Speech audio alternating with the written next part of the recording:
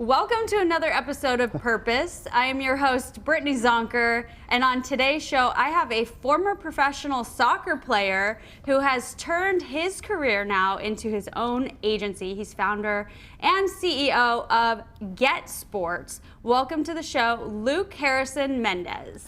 Thanks for having me, Brittany. How you doing? Of course, welcome. You gotta redo that, sorry. The crop was moved and then the crop. One more time, Emma. Sorry. That's it. Oh, we can cut and edit. This is great. I'm on my last leg with you, girlfriend. On a Tuesday. Here we go, one more time. Welcome to another episode of Purpose. I am your host, Brittany Zonker, and on today's show, I have a former professional soccer player who has turned his career now into his own agency. He is founder and CEO of Get Sports. Please welcome to the show, Luke Harrison Mendez. Thanks for having me, Brittany. Of course, welcome. Thank you. So you grew up overseas, right? Yeah, born and raised in Spain, Madrid, Spain. Madrid, Spain, and the culture of soccer over there is huge. Yeah, you're born with it. You're born already, with the ball at your feet. And so it's just automatic. Either you're born as a fan or you become a player, but it's always going to be in your blood. And so was your family very strong into, should we say, football? Yeah, I'm used to saying football, but yeah, we can say soccer for no confusion the over whole here. Audience, yes. Yeah, exactly. We'll go back and forth. So you grew up in a family that was soccer players or just fans of the game? Mostly just fans. I was honestly the only real athlete in my family. But I remember as a 5-year-old kid going to El Santiago Bernabeu, which is Real Madrid Stadium, and just rooting for the team. I was just that crazy kid that was just on the sideline cheering for my team, and it's just been in me ever since. So yeah. Yeah, that does something to you as a kid when you get that experience. It does. So you, from that moment, you're like, I'm going to be a professional soccer player? Well, it's funny. I started off playing basketball. Oh no. Right? Yeah, but I was a bigger fan of the sport of soccer. Okay. But I started off playing basketball. I was really good, and especially in Spain. At the time, it wasn't a really popular sport, but I was getting quite good. But I started realizing that I wasn't growing. Everybody else was, so I started taking soccer more seriously. Height-wise or skill-wise? What's that? Height-wise or skill-wise? Height-wise and then skill as well. Caught up to me too. Yeah. But I've always been a fan of soccer, so I always played on the streets, and that's where a lot of these big players come from. They come from the streets. Yeah. And so I kind of took it upon myself to just really get better at the beautiful game, and been loved ever since. So do you guys actually have soccer balls over there, or are they kind of made of different things? Like I grew up playing with a tennis ball too, right, so that your touch would be better and smaller, so that when you get to a big ball, you're amazing, right? Were you on the streets with actual soccer balls, like? For the most part, we had balls, and then of course, it's the classic ones that are all torn apart. Yeah. So those are like the good memory ones. But then, if the kid whoever owned the ball had to leave, then we'd have to pick up a water bottle or pine cones that we had around, and we'd just use those to play around too. And would you be actually in shoes on the street or bare feet? No, we had shoes over there. You had shoes, yeah, okay. Yeah. Some people are really hardcore. I know. So you got better at that. So what is the growth in soccer in Spain like? Like at certain ages, at the competitive league, what is it like over there? So by the time, you start kicking the ball around at a really young age, but once they play really competitively, is by the time you are 7 or 8 years old, and that's when you're already on like these big teams like Real Madrid, Atletico Madrid, Barcelona. These big teams that already have players at that young age. I just like hearing these. Say these again. Say these names again for everyone. Yeah, right. So just like these big teams already are selecting their players at that young of an age. It's nuts. That is crazy. And then they develop. Are there specific schools for soccer over there? So a lot of times they'll probably have maybe their own like homeschool teachers, but they kind of just partner up with a nearby school. I know, for example, did my schooling with Real Madrid, and I realized over there that they also have kind of like a little hotel, for kids that live maybe outside the country, and then or if they live in a different part of Spain. And so they have them stay there while they're alone really. And so they either have these homeschool teachers come teach them, or just a nearby school where they go to attend. Interesting. Yeah. And so you were lucky because you were born into that type of a culture. I was. And so your journey with soccer, what do you feel like as a young boy that helped teach you with some of your life purpose? It really just gave me it's kind of like it's the game of football, there's a whole culture behind it. Really a whole culture behind it, and just love for the game, and really taught me what it meant to get at the high level. It takes like a lot of sacrifice, it takes a lot of obviously persistence, and you know, if you really want to make it, it's almost like no social life. You got to focus on soccer and just keep going. And so do you feel like you missed out on some experiences in childhood socially because of soccer? At a certain degree, yeah, definitely. But it was a sacrifice I was willing to make.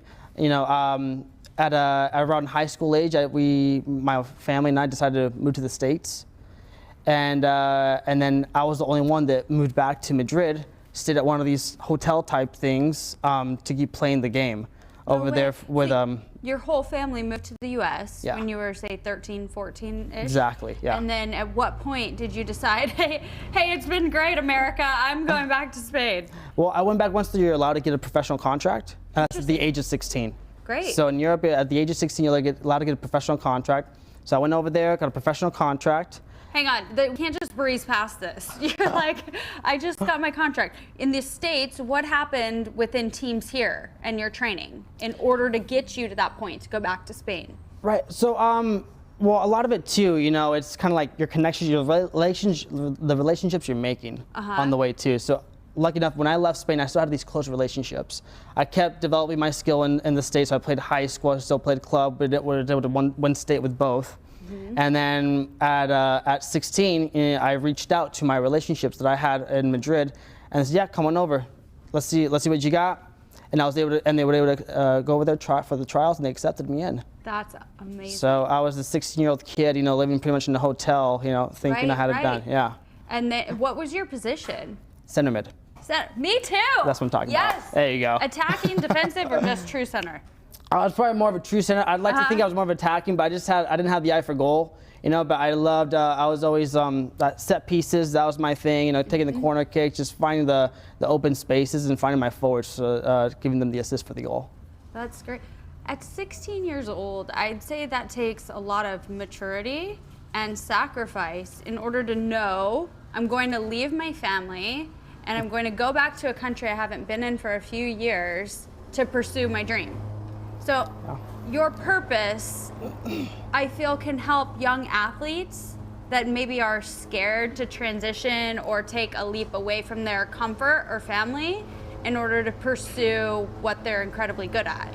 Definitely. So I think that applies a lot to a lot of these players here in the U.S. I think we're kind of used to what we have here, and the moment we kind of go overseas, it's a little different. You know, the food's different, the TV's different, the language is different. We're just not used to it. Whether it's like in other countries, like all over Europe, you'd be surprised in different countries, they all speak like 5 different languages. I'm lucky enough to speak 2. So I think if they... Which are Spanish and English, of course, yeah. So I think if these players, especially over here, just kind of get out of their comfort zone and just be open-minded to something more out there and something different, I think they could really succeed in the sport.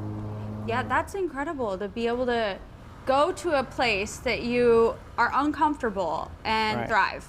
Exactly. So what was the process moving back over there, going through the tryout, and then from there, how did you get your contract? Who helped you with it, negotiations-wise, or were you just completely on your own? So this is kind of why I became an agent. I didn't really have much of a guidance. I was just excited, you know, big name team, excited to get whatever. I said, yeah, I'll do whatever works. And my parents, you know, are really who were representing me, but they didn't have any idea either. You know, so I just decided to sign whatever contract they said, but didn't realize that they could release me whenever they felt like. Oh, no. So what happened, you know, after injuries, you know, you get injured, you kind of get a little out of shape. They said, okay, Luke, we've had enough of you. Thanks for your service. And that's what I realized, you know what, there's other kids out there who need to be a little bit protected when things like this happen.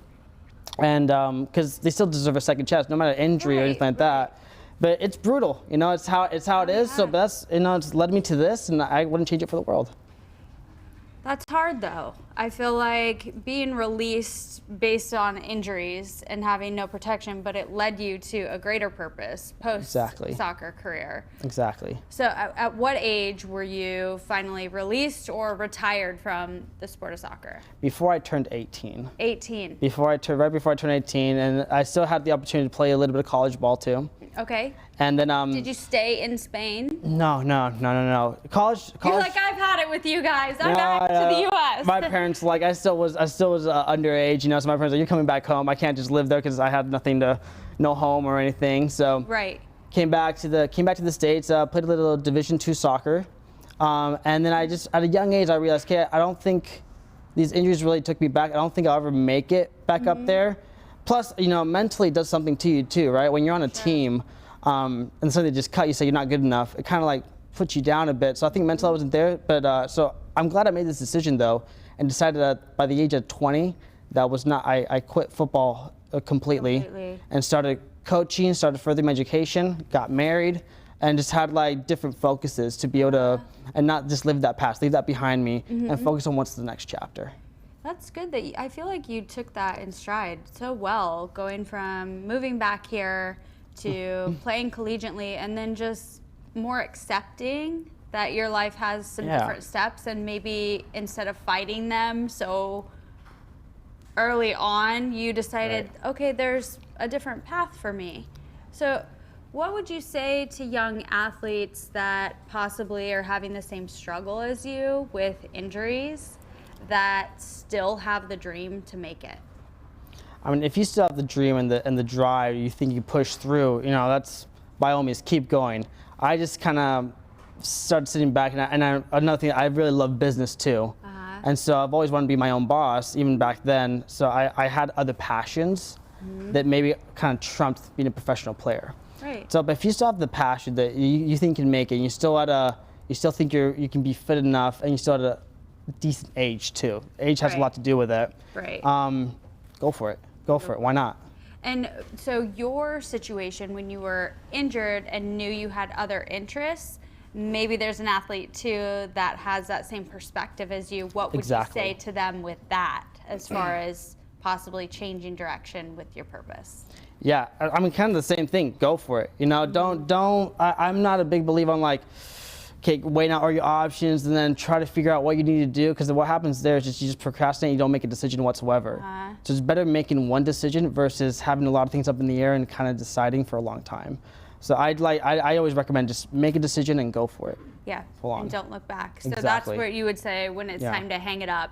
It's time to hang it up. It's okay if you have something else that you're passionate about too. Of course, yeah. Yeah, I think that's something I struggled with too. It was like, okay, you know what, my professional soccer career is over, and who am I now? What do I do with my life? You know, but it takes time if you haven't developed some of your other passions while you're within your sport. So that's something I would say that I learned too, that you did well, is you had your business balance and your soccer balance, and you were able to move forward with the business side. I kind of was like, what do I do now, you know? So I would say do what Luke did, everybody. I definitely transitioned easier than I think most people would have. I don't know how it happened. I think I just, you know, you surround yourself around, you know, good people, people that will help you strive. And a lot of it had to do with it just because, you know, my wife at the time too, you know, getting married. I was able to refocus all my energy onto something else, and what really mattered. Name? My wife's name's Tawny. I also have 2 kids, you know. Oh, so and 2 kiddos. I'm, you know, you'd be surprised. I'm a 27-year-old man, and you know, but I feel like I'm 40, you know. So. Well, that's encouraging to everybody. They're like, when you're older, you can have different purposes with family life and perspective with kids. And so your business has allowed you to grow into something at a young age. 27, being CEO and founder of your agency is incredible. Thank you, yeah. And so what would you say are some of the positive things that you do for athletes that you had wanted, and what you can help bring to the sport of football?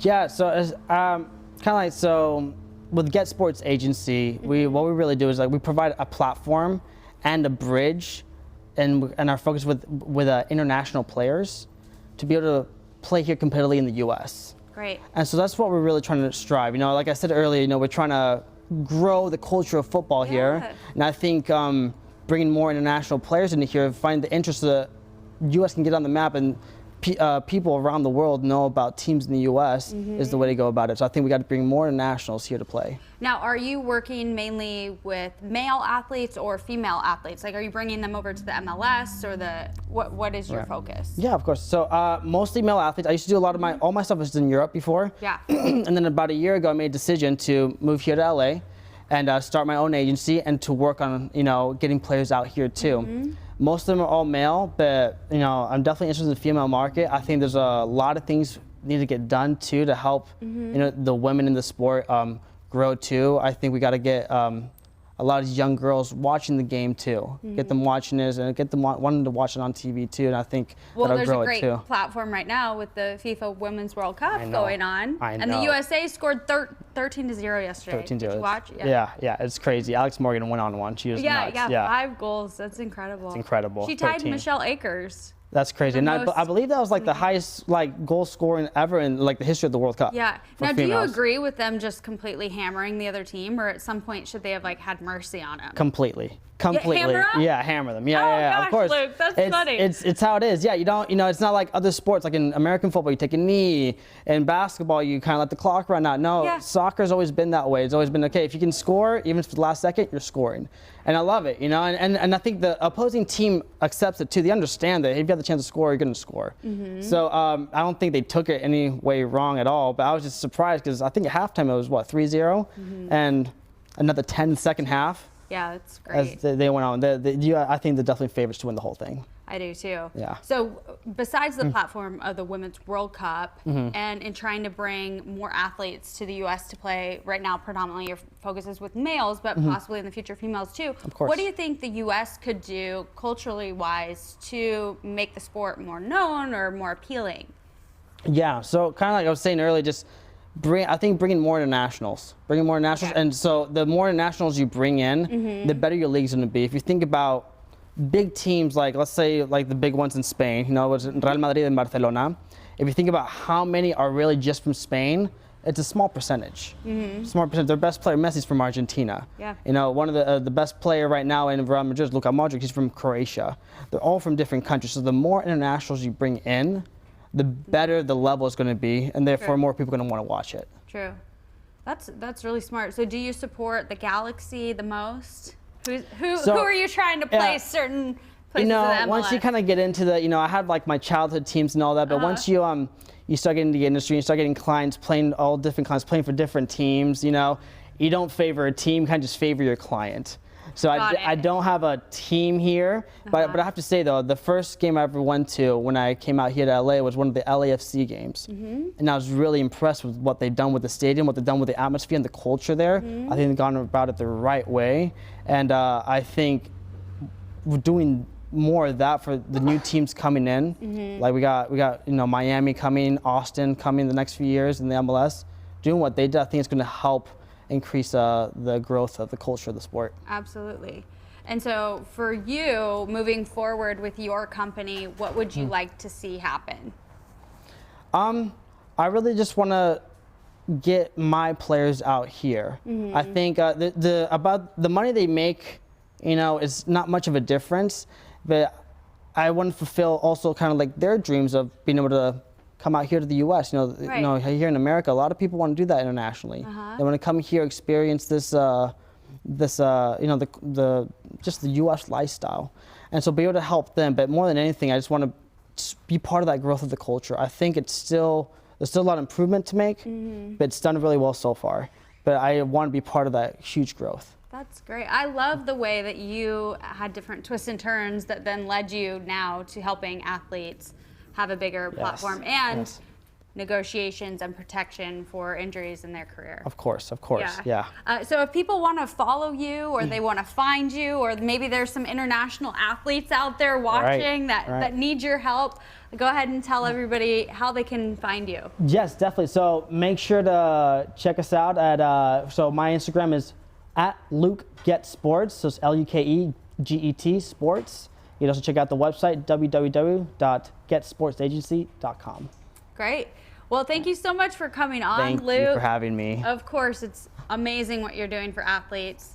And I Appreciate it. support you, and anything that I can do too for the culture here in the U.S., I'm happy to help. Perfect. Let's do it. Awesome. Awesome. For this episode of Purpose, I'm your host, Brittany Zonker, and we'll see you next